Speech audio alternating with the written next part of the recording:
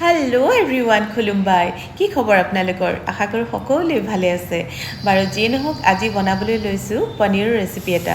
মানে চিম্পলভাৱেই বনাম। আচলতে পনীৰ মোৰ ফেভৰেট নহয়, কিন্তু মোৰ ছোৱালীৰ ফেভৰেট হয়।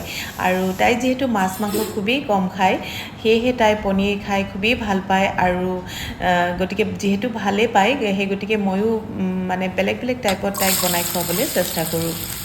তো এয়া মই গাজৰখিনি ভালকৈ সৰু সৰুকৈ কাটি লৈছোঁ। আৰু এই গাজৰখিনি মই অকণমান মানে হাফ ফ্ৰাই কৰি ল'ম। বেছি সময় ফ্ৰাই নকৰোঁ, জাষ্ট এনে হাফ ফ্ৰাই কৰি ল'ম। তাৰপিছত তাতেই দি দিছোঁ মই নিমখ, হালধি। আৰু নেক্সট মই ৰেডি কৰিছোঁ ইয়াতে কেপচিকাম অকণমান। আৰু এইখিনিও মই হাফ ফ্ৰাইয়ে কৰি ল'ম, মানে বেছি সিজি যোৱালৈকে ফ্ৰাই নকৰোঁ। তো এইখিনিও মই হাফ ফ্ৰাই কৰি ল'লোঁ।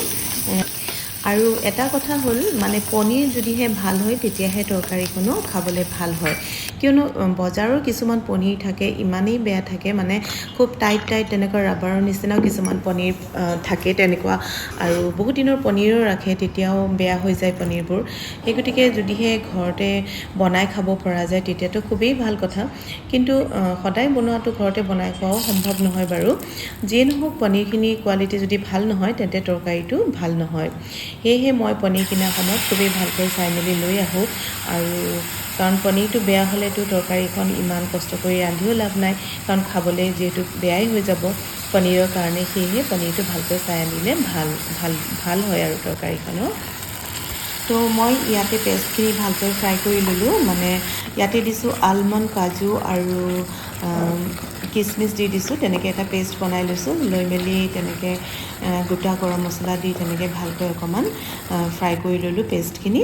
আৰু তাতে দি দিছোঁ জিৰা গুড়ি অকণমান, নিমখ, হালধি আৰু গৰম মছলা অকণমান, কচুৰি মেথিও দিছোঁ অকণমান। তো তেনেকৈ দি মছলাখিনি ভালকৈ ফ্ৰাই কৰি লৈছোঁ। আৰু ইয়াতে দিছোঁ চিলি ফ্লেক্স অকণমান। তো তেনেকৈ দি মেলি ইয়াতে হাফ ফ্ৰাই কৰি থোৱা সেই গাজৰ আৰু কেপচিকামখিনিও দি দিলোঁ।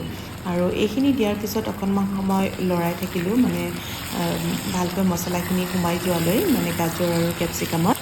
আৰু এটা কথা ঠিক যে ল'ৰা ছোৱালীবোৰে যদি ভালকৈ নাখায় তেন্তে মাক বাপেকৰ মনবোৰো অশান্তি হৈ থাকে, নহয়নে?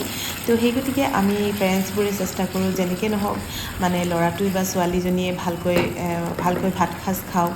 তো সেয়ে চেষ্টা কৰোঁ, আৰু আপোনালোকেও নিশ্চয় চেষ্টা কৰে। আৰু ল'ৰা ছোৱালী মানে যিমানেই পিতৃ মাতৃৰ কাৰণে ল'ৰা ছোৱালী যিমানেই ডাঙৰ নহওক কিয়, তেওঁলোকৰ চকুত সন্তানেই। ডাঙৰ সৰু বুলি ইয়াত কথা নাই। এতিয়া ধৰক কোনোবাই হয়তো ক'বও পাৰে যে ইমান ডাঙৰ হৈছে, তাকো ইমান কেয়াৰ কৰিব লাগে। তেনেকুৱা কথা নহয় আচলতে। আমি এতিয়া ধৰক আমিও বিয়া হৈ আহিছোঁ এখন ঘৰলৈ। এতিয়া আমিও মানে এজন গাৰ্জেন হৈছোঁ সন্তানৰ, বা মাতৃ পিতৃ হৈছোঁ। তথাপিতো আমাৰ নিজৰ মাতৃ পিতৃসকলেও এতিয়াও যদি আমি ঘৰলৈ যাওঁ তেন্তে আমাক কি খুৱাব, কি নোখুৱাব, কেনেকুৱা ধৰণৰ এটা উঠি পৰি লাগে, নহয়নে? তো তেনেকুৱা ধৰণৰে আৰু সন্তানৰ কাৰণে মাতৃ পিতৃৰ কাৰণে সন্তান সদায় সৰুৱে হৈ থাকে, যিমানেই ডাঙৰ নহওক কিয়। বাৰু যিয়ে নহওক, এইখিনিত মই পনীৰখিনি দি দিলোঁ। ফ্ৰাই কৰি উঠি হাফ ফ্ৰাই কৰাৰ পিছতে পনীৰখিনিও দি দিলোঁ।